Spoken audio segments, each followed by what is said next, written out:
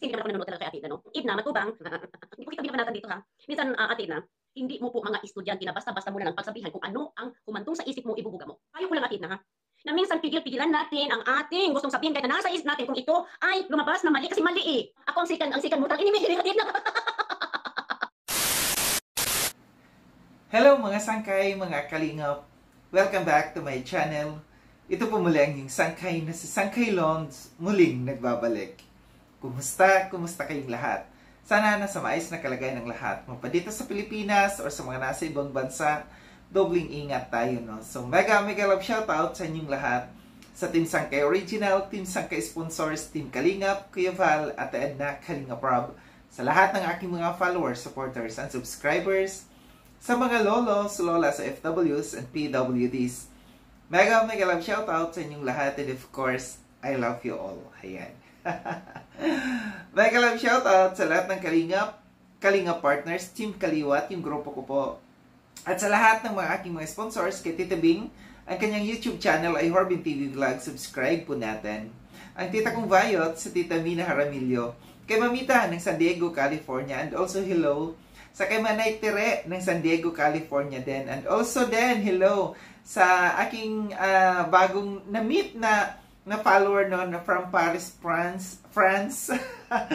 Si Tita Sapia Dido, no, na nasa Mindanao sa ngayon, nakabakasyon ngayon dito sa Pilipinas. Mega love shoutout sa inyong lahat. Ganun din po sa mga nagmamahal kay Sangkay. So ngayong araw nito mga Sangkay, gagawa ko ng reaction video. Ito yung patungkol, no, continuation, no, sa naging issue patungkol sa live ni Ate Edna sa bigas na ibinigay kay Kalingap Rob, na ito'y ayuda daw ba or regalo. Naging issue ito. Napanood natin kahapon si Michelle Japina, yung live ni Michelle Japina, yung pagbatikos dito kay Ate Edna, no? And may nakita din ako, no, na si Marilyn Chang, no, na sinang-ayunan niya si Michelle Japina yung pagbatiko sa kay Ate Edna. And nakita ko rin na mayroon din sagot, hindi naman sagot, no, muling pagpapaliwanag ni Ate Edna patungkol dun sa kanyang previous na kanyang live, no. So, pakinggan natin, no, yung kabilang parties, no, yung kay Marilyn Chang at saka yung sagot, no, or yung paliwanag muli, yung paglilinaw muli, no. Ito yung paglilinaw muli, pagkaklaro ni Ate Edna sa kanyang live. So, tara mga sangkay, mga kalingap, pakinggan natin to. Michelle Japina, no? Topic niya doon sa bigas. Okay? Doon sa bigas. So, ngayon guys, no? Love ko na nakaraan, no? Nakalata nakabasa ko ng todo dahil nga, siyempre, no? Sumasagot ako. Alam niyo naman ang bibig ko hindi talaga mapipigilan eh. Pasensya ka no. Itong live ko na ito, kunting patience lang po sa akin dahil magsasalita talaga ako ng katotohanan dito. Alam niyo naman ako pagdating sa katotohanan, ipupunto ko. At itatama ko yung mali. No? Sa ayaw man at sa gusto ng community na sinalian ko. Nabalatan ako ng tudo-tudo nung sinagot ko nga tiid na noon. Umantong sa kabantaan ng dimandahan, di ba? Okay, si Marilyn Chang, yung sinabi niya dito na noong nagsalita siya patungkol dito sa kay Ate Edna at nabanatan daw siya at nabash daw siya dito kasi nagsabi siya dito sa last part, kung maririnig ninyo, no, na sinabi niya na humantong sa demandahan, no, takutan, humantong sa takutan na demandahan, no. Total na-open niya ito, no, yung demandahan na ito. May idea kasi ako dito. Alam niyo naman, 'di ba, na si Sangkay ay pambansang marites, sabi ni Kuya Val. Hindi po ito, yung correction lang yung sinasabi dito ni Marilyn Chang na humantong sa takutan na demandahan, no. Tinutukoy niya kasi dito sa Ate Edna na si Ate Edna nagdemanda di umano, humantong sa takutan na demandahan. Ang masasabi ko lamang po dito, no, ito po hindi takutan. Si Ate Edna never nanakot ng kapwa niya. Never nagsalita si Ate Edna na hindi niya gagawin, no? Pinaninindigan ni Ate Edna. Ibig sabihin, may isang salita si Ate Edna. No? Kaya yung word na takutan, I don't think so, na takutan yun, no? Alam niyo na ang ibig kong sabihin. Para mapatunayan natin na yan ay takutan or hindi. Ang ano ko lang dito, try mong umuwi ng Pilipinas. Ayun lang, total na open niya yan, no? Siya mismo ang nag-open dyan.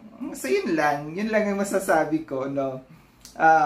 Basta ang masasabi ko lang dyan, si Ate Edna, pag nagsalita si Ate Edna, meron siyang word of honor. So balik tayo dito. So ang tanong ko, wala na ba talaga tayong karapatan dito sumagot kung meron naman tayong narinig sa live na kamalian? Okay? So, ngayon, dito sa punto ni Michelle Japina, ang ating pag-usapan, si Michelle ang reaksyonan ko. Kasi dito, sa live ni Michelle Japina, yes, okay? Marami ako nakikita mga sinasabi sa lakiro. Ang katanungan ko dito, wala na ba ang karapatan ang mga reaktor, no? Na magsalita at ipunto ang tama sa naririnig nating mali. Okay, dito sa tanong niya na wala na ba karapatan ng mga reactor magsalita, no? Kahit kailan, no, hindi tayo pinagbawalan na magsalita kung anong gusto natin sabihin. Pinagbabawalan lamang tayo kung mayroong mga kagaya niyan, mayroong mga beneficiaries na wala na sa kalingap na binabanatan pa rin ng binabanatan pa rin ng mga reactors. Yun po yung pinagbabawalan. Pero yung sasabihin na bawal magsalita, bawal i-criticize yung isang tao, yung isang kagaya kay Ate Edna, bawal reactionan, bawal salungatin yung kanyang mga sinasabi. Wala pong may nagbabawal dyan. No? Yan lang po yung masasabi ko dito sa tanong niya. Walang may nagbabawal sa atin. Kahit sino pwedeng magsalita. Malayang magsalita. Walang pwedeng pumigil sa atin kasi nandito tayo sa YouTube channel natin. No? Kung yung sinasabi dito ni Marilyn Chang na pinagbabawalan tayo na magsalita, mag-reaction, kumalaban, yun ang bawal. Dahil nandito tayo sa community. Bawal yung, nasa rules po yan. Bawal kalabanin ang kapwa na kalingap partners. At lalo't lalo na yung mga founders, co-founders, no? So yun yung bawal. Pero yung magsalita tayo, magbigay tayo ng opinion natin, malaya po tayo na makakapagbigay ng opinion natin. Pero nasa sa inyo na po yan. Kagaya niyan, alam ko yung point dito ni Marilyn Chang, yung pagbatikos, yung salungat, sa kay Ate Edna, malaya po tayong lahat. Lahat po tayo may kalayaan na magsalita, kumalaban or sumalungat, batikusin.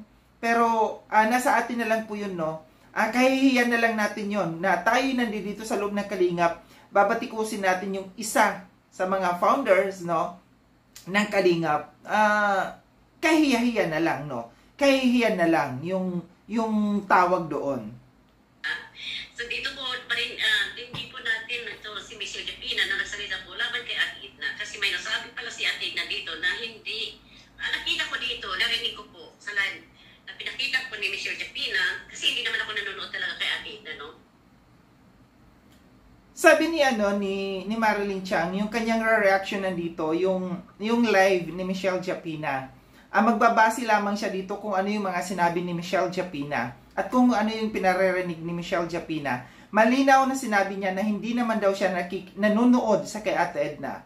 Well, dito sa point na ito, no, paano mo masasabing hindi ka bias sa paggawa mo ng reaction kung yung nare-reactionan mo yung tao na kung saan ka kampi doon? Paano ka makakapagbigay ng tama ng hindi bias na reaction kung hindi mo pakikinggan or kung hindi mo panunurin yung parehas, yung both sides, di ba? So yung ang pakikinggan mo lamang yung iyong kakampihan, bias po yan na matatawag, no? Dapat kung tayo gagawa tayo ng reaction, hindi natin pakikinggan yung isang side lamang. Panoorin mo rin yung kabila para malaman mo kung ano nga ba ang totoo. Diba? Kasi kung dadampot ka lang dyan ng kung anong sinabi ng taong kalaban, bias po yun. Kasi yun lamang ang pinapaboran mo. So dapat parehas, panoorin at pakinggan para hindi maging bias ang gagawin mong reaction. Dito kinukuha ko lang yung mga sinasabi ni MJ.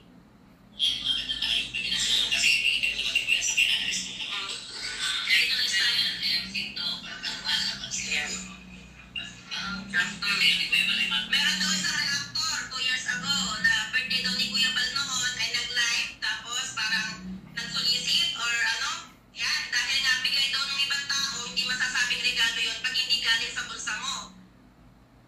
Di ba ang regalo guys, galing man sa bulsa mo o galing sa bulsa ng ibang tao, kung nagkasundo naman kayo na iregalo yun, sa riregaluhan mo, regalo pa din po yun. Di ba? Hindi naman ulit ba eh. Ayan. So, ang pinagpunto ni Michelle Japina dito, no? Sa nabanggit ng Ate Edna noon to ha, nabanggit sa birthday ni Kuya Bal Santos Matubang na may nag-live at nagbigay ng regalo, pero galing sa iba. Okay? Galing sa iba. So, ang sinasabi dito ni Michelle Japina na regalo nga naman ito, no? Kahit saan, kahit na kaninong bursa, kasi wari ko, ang ibig sabihin ni Michelle Japina dito, na para bang pinaparinig ng Edna Matubang na pag hindi nang galing sa bulsa mo ay hindi maituring na ito ay regalo para sa iyo. Okay? Ito ito yung yung point nila na hindi daw regalo kasi yon, no. Yung topic kasi ni Ate Edna, yung tungkol sa nakaraan, hindi yung para dito sa kay Dan, no, yung binigay ni Dan, no. Inihalimbawa lamang ni Ate Edna. Ang kanyang sinasabi dito yung nakaraan na hindi talaga regalo. Dahil kung ikaw, isang tao, gusto mo magregalo sa isang tao, hindi mo kinakailangan ikolekta, ipangolekta sa ibang tao. Kung gusto mo magregalo na galing talaga sa iyo, galing sa bulsa mo.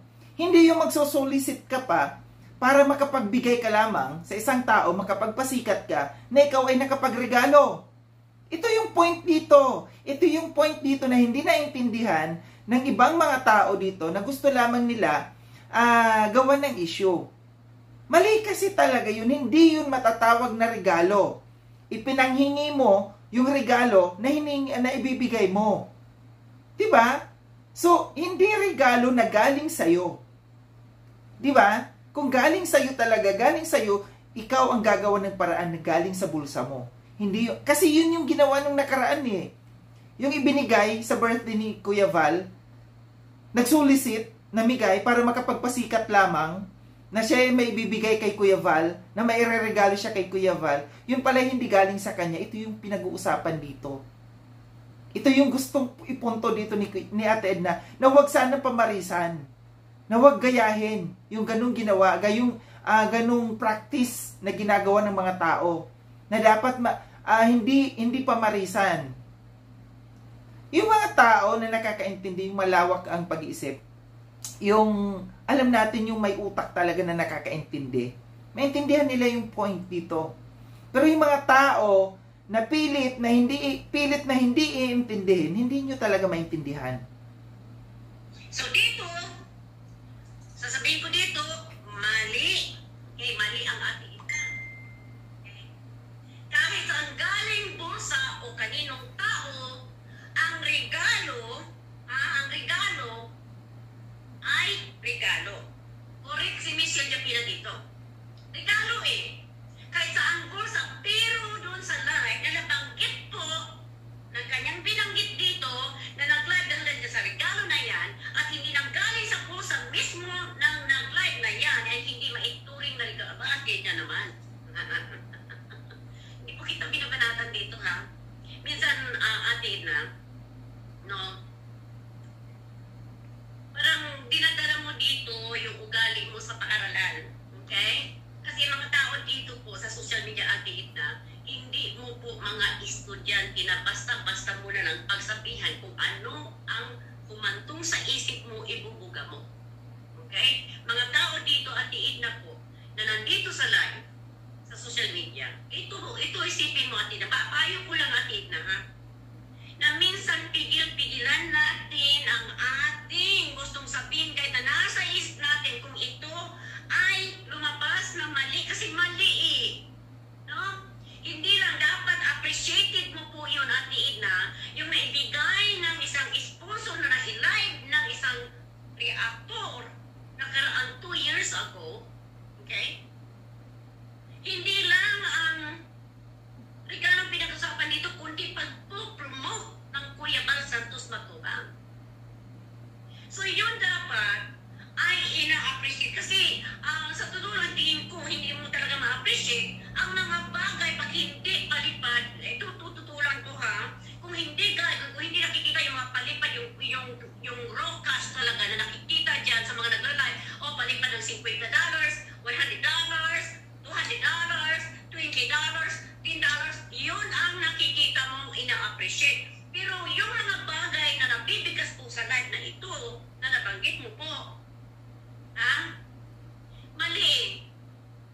Parang hindi ka po grateful, no?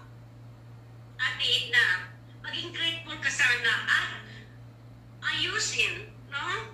Ayusin ang iyong pananalita dito. Kasi nakaka-insulto po, no? Sa mga manonood, nakaka-insulto po ito sa mga tao na tumutulong at nakaka-disappoint po sa mga taong gustong tumulong. Siyempre, pupunta sila doon sa nag-live para ma-promote na sila ay nag-sponsor, sila ay nagbigay ng regalo. Diba? Sabi ni Antoinette Conda, napaka-insensitive ni Edna, ungrateful pag hindi siya may benepisyo. Correct. So dito sa punto ni Michelle Japina, I will give Michelle Japina 100% approval sa kanyang mga sinasabi. Dahil lahat tayo dito, hindi tayo pwedeng hindi sasagot. Reactor tayo, nasa social media tayo eh. May karapatan tayo kahit na nasa loob ako ng community ng Kalinga. May karapatan independent, may freedom of speech ang bawat isa po, no? Kaya huwag po tayong magalit pag tayo ay nareaksyonan dahil tayo ay nagpadalos-dalos sa ating mga binibitawang salita. Correct? Tama ba? Hindi naman ako talaga nanonood. Ito ko lang nakukuha kasi siyempre mortal enemy po itong mortal enemy itong dalawa eh. No? Ako ang second mortal enemy. Hatid na. Okay, no? Binanggit muli, ilang beses, 2 beses binanggit dito ni Marilyn Chang, no, na sinasabi niya na hindi naman daw talaga siya nanonood kay Ate Edna.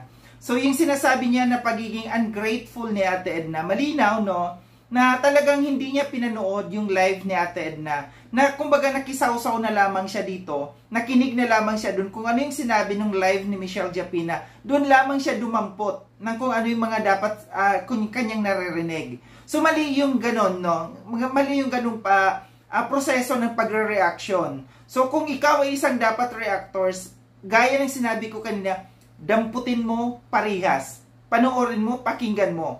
Para alam mo kung anong kwento. Paano mo masasabi na ang grateful sa Ate Edna? Gayong nagpasalamat, ilang beses nagpasalamat si Ate Edna doon sa kanyang live.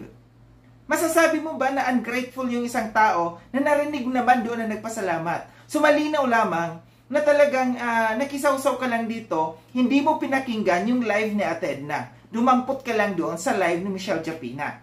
Diba? So sana maging malinaw ang lahat, maging malinaw ang lahat na kung tayo makikisawsaw na rin lamang, alamin natin ang kwento. Hindi yung aalamin lamang natin yung kwento doon sa tao, nagalit na isang tao, nagagawa ng reaction, nagagawa ng batikos doon sa isang tao, na hindi na naman alam kung anong kwento.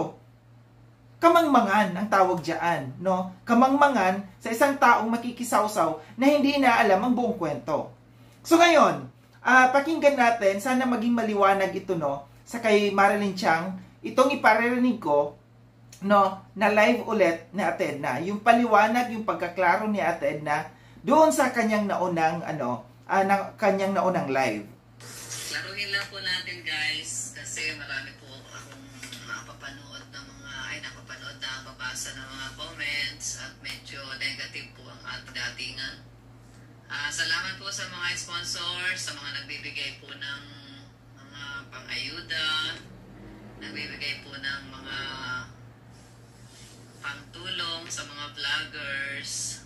Sa mga hindi po naintindihan yung una ko pong vlog about po sa regalo at saka sa ayuda, tapusin niyo po yung live ko doon kasi meron pong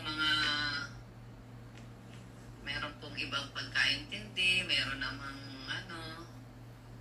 Ito yon yung sinasabi natin na tapusin, tapos panuorin. Hindi kagaya kay Marilyn Chang na hindi pinanood kung ano yung live na yun ni Ate Edna. Basta na lamang nakisawsaw. Di ba? Nakakaintindi. Salamat po dun sa mga nakakaintindi. Tsaka ito, yung sinasabing ungrateful, no? Ito, inulit-ulit natin na yung pagpapasalamat. Di ba? Inulit ko po ha, ako po ay very grateful na kayo po ay tumutulong sa Kalingap, kayo po ay sumusuporta sa Kalingap. Hindi lamang po naiintindihan ng iba, comment lang ng comment, Yun pong sinasabi ko to na, doon yung sinasabi ninyo na, dapat di ko na sinabi, yan po ay tumutukoy po doon sa mga unang mga pangyayari ng mga naganap. Sabi ko, ang tawag sa mga ganun ay papansin sa mga ganung gawa. O wala namang masama noon. Pero hindi ko sinabi nga papansin na yung nagbigay. Yung pong sponsor na nagbigay, shoutout po sa inyo. Salamat po at kayo po ay patuloy na tumutulong. Yan. Pero yung pong regalo at sa ayuda, ibang-iba po talaga yun. Kahit pa kayo ay mag-comment, talagang iba po yun. Kahit di po, hindi si Kalingapdan. At si Kalingapdan, kahit magpapansin niya, hindi niya kailangan niya magpapansin ni Kalingapdan at guwapo po yan. Ang papansin po, yung mga nangongolekta, nagpa-fundraising, nagsusolicit, para lang magregalo, at hindi naman sa kanya galing yung iniregalo. Yun ang point po doon. Yan, malinaw yun, no? Yun yung point ko din. Yun yung sinasabi ko kanina. Yun yung malinaw. Na nagpa-fundraising, na nangungulekta, na para lamang ipangregalo, no? Tapos sasabihin galing sa kanya. Hindi naman galing talaga sa kanya. Halimbawa ako, vlogger ako. Gusto ko mapapansin kay Kalingap Rab. Ay, birthday ni Kalingap Rab. Mabigay ako ng bigas. Tapos yun ang pala ibibigay ay hindi ang pala sa kanya galing. Yun, gano'n ang mga nagpapapansin. Yun ang tinutukoy doon. Halimbawa ako yung vlogger o kaya reactor. Kaya kahit hindi na vlogger, yung ordinaryong tao lang po. Gusto ko magregalo, tapos magsusolicit ako, magpa-fundraising ako. Tapos, syempre ako ang mabigay nung ibinigay ninyo sa akin. Di ako ang mapapansin. Yung pala, hindi naman galing sa akin yung ibinigay. Hindi naman pala, wala mo pala akong doon. Part sa ibinigay. So yun, ang tawag po doon ay papansin. Pero doon po sa ibinigay na pang-ayuda kay Kalingap Rab, ay hindi po yun kung sino man po yung nagbigay na sponsor doon,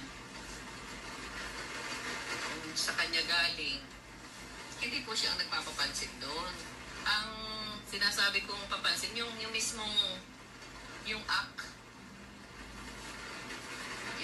yung paggawa ng pagregalo, yung the way ng pagregalo, yun yung ganong gawain yun ang papansin.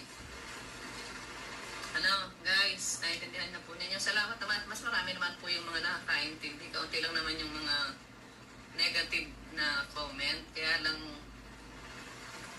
ay gusto ko lang klaruhin po ngayon. Ang point ko po doon, para hindi na ulitin, hindi na gayahin. Kasi marami pong grupo. Hindi lamang po sa Danjoy. Marami po kasing grupo. Ngayon, sa susunod po, kung kayo ay magbibigay ng bigas, ayan, huwag nang sabihin na regalo. So hindi po talaga yun masasabing regalo. Wala pong mai-content sila, kaya yan, ganyan. Kapag ang i-content nila ay ako, o kaya si Kalingap Rap, o kaya kung sinong Kalingap na reactors, automatic po may manonood sa kanila. Yun lang naman ang gusto niya, yung mayroon siyang viewers. Hindi nga po yung regalo kasi naka-item na nga po, sabi nga ni Kalingap Dan. Oy, ikaw may isa ka rito, Ryan. Ikaw may isa ka rito, yung may mga sinabi siya na may-ari na ng mga bigas. Ganyan talaga ang niya. Ang content na po niya yan, manira. Yung pinupurin niya, sunod na si Mana, kaaway na niya, sisiraan naman niya. Sabihin niya, nagsisisi siya.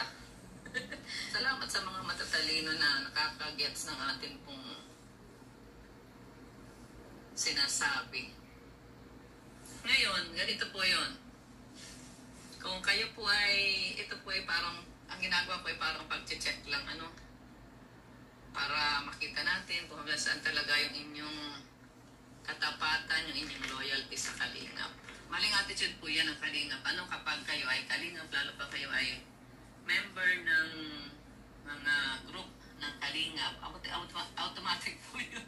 Automatic po yan. Dapat wag po kayo masasaktan kasi dapat yung pong lalim ng inyong commitment at motive kung bakit kayo naging Kalingap ay dapat ay hindi po yan kayang matinag. Kung kayo ay kinokorek, may napansin sa mga gawa po ninyo, ay tanggapin ang maluwag sa loob. Kaya po yung mga hindi Kalingap, alam na po natin yan, yung halimbawa, nakalive ako. Once na negative ang nagbaba sa atin, automatic hindi po yung mga solid na Kalingap. Talaga nandyan yan para hanapin lang yung mali. Puro mali lang ang kanilang hinahanap. Kamalian, tapos mapapatikusin. Hindi nila alam na sa pagpupunaan nila, sa pamimintas nila, sa pagpabas nila sa atin, kumikita sila dun. Naku, Danjoy, mga Danjoy group po, ingat-ingat po kayo at may dumidikit na naman sa inyo, yung mga dating dumikit kay M, dumikit kay Langga. Kaya po, kayo naman po ang tinatarget ngayon. Sasabihin, inaapi, o yan na naman po ang style. Matutunan po kayo sa maraming mga panahon na nagdaan. So yun, malinaw no yung explanation dito ni Ate Edna. Yung nabanggit din dito ni Ate Edna yung sinasabi na yung mga tao na nandito sa Kalingap tapos bumabatikos kagaya sa pagla-live ni Ate Edna, hindi po yan tunay na Kalingap, no? Ibig sabihin, ginagamit lamang ang Kalingap. Sasabihin, Kalingap ako, pero binabatikos, number 1, lalo na sa Ate Edna. So, hindi po yan tunay na Kalingap. Nagpapanggap lamang po yan. So, no, alam niyo na kung anong ibig sabihin doon. So, malinaw ang lahat, no? Ipinaliwanag dito ni Ate Edna kung ano nga ba yung ibig sabihin ng kanyang live na yon. Ito ipatungkol sa in-example niya lamang yung mga dating nagdaan na para hindi gayahin, no? Hindi gayahin ng mga susunod na kung sino-sino man. So, maliwanag na iba yung ayuda, iba yung regalo. No, so dapat alam niyo kung anong definition ng ayuda at saka definition ng regalo bago tayo pumuna ng kapwa natin. Alamin natin at dapat intindihin, no? Intindihin yung bawat sinasabi, no? Kung bago tayo bumatikos, intindihin natin na siguraduhin natin na sulit yung ating pagpuna dito sa tao. So ito lang ang aking reaction patungkol dito, no? Sa kayo nang bahala humusga, no, kung kayo'y maintindihan ninyo yung sinasabi natin na o hindi. Muli, maraming salamat mga sangkay no sa panonood. Sa mga hindi pa nakapag-subscribe kay Sangkay Long, subscribe na po ako. Click yung notification bell para updated kayo sa lahat ng mga videos na aking gagawin. Like and share tong video na ito mga sangkay. Kita-kits tayo ulit sa susunod na video na aking gagawin. Ingat kayo sa ang dako ng mundo bang kayo naroon. Paalam na mga sangkay, mga kalingap, paalam.